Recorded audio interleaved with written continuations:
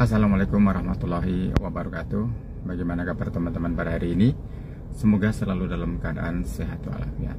Kali ini saya akan menanggapi atau menjawab satu pertanyaan.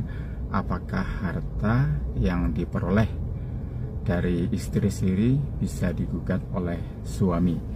Terima kasih atas pertanyaannya. Jadi mungkin suami yang dimaksud ini pasti suami siri ya, seperti itu. Jadi kembali kita tegaskan mengenai perkawinan siri, yang kita asumsikan bahwa perkawinan siri ini sah karena sudah terpenuhi syarat rukunnya secara Islam, seperti itu. Nah, akan tapi nikah siri itu tidak dicatatkan atau tidak ada di catatan negara. Artinya ketika tidak ada catatan dalam catatan negara, itu dianggap tidak ada perkawinan.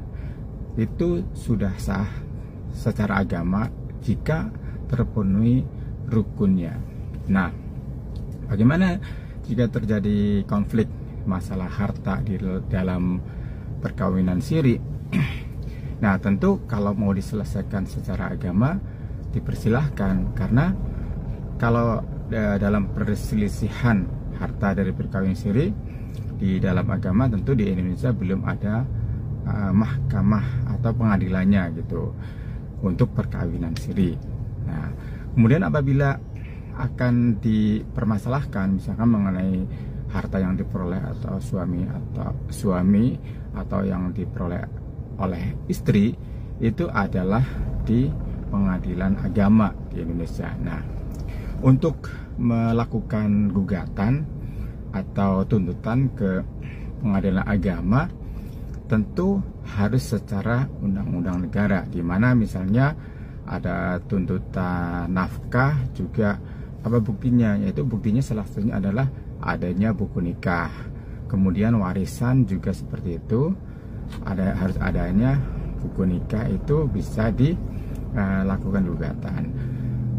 Sama halnya juga dengan harta yang diperoleh suami atau istri. Tentu di sini kalau ada tuntutan ke pengadilan agama harus ada bukti buku nikahnya. Ketika tidak ada buku nikahnya, apa yang dituntut? Karena dianggap itu bukan suami atau istri karena tidak ada bukti buku nikahnya. Tentu dalam hal ini ketika harta atau suami atau punya istri, salah satu pihak tidak bisa menuntut kalau dituntut secara pengadilan gitu, secara pengadilan. Tapi kalau mereka secara keluargaan mau diperhitungkan hartanya secara agama diperbolehkan saja di luar pengadilan. Tapi apabila dituntut ke pengadilan agama, salah satu buktinya adalah harus legal kalau itu suami dan istri, dan buktinya adalah buku nikah.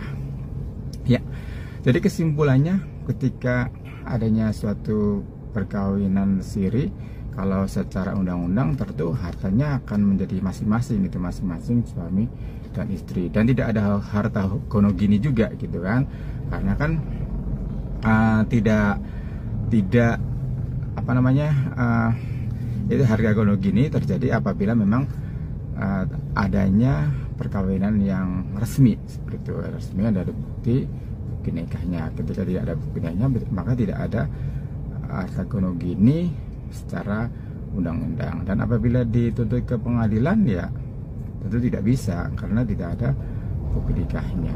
Ya kira-kira seperti itu tanggapannya, jawabannya. Semoga bisa dimengerti.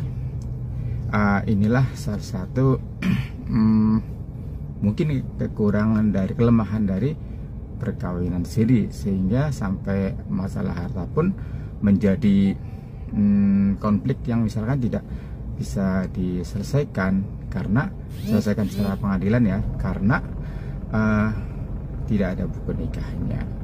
Terima kasih, mohon maaf kalau ada kata-kata yang salah. Silahkan follow TikTok ini, komen, dan silahkan berkenan mengunjungi YouTube saya, STY Channel.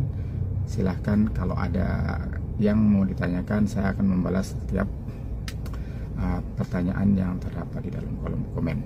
Terima kasih. Assalamualaikum warahmatullahi wabarakatuh.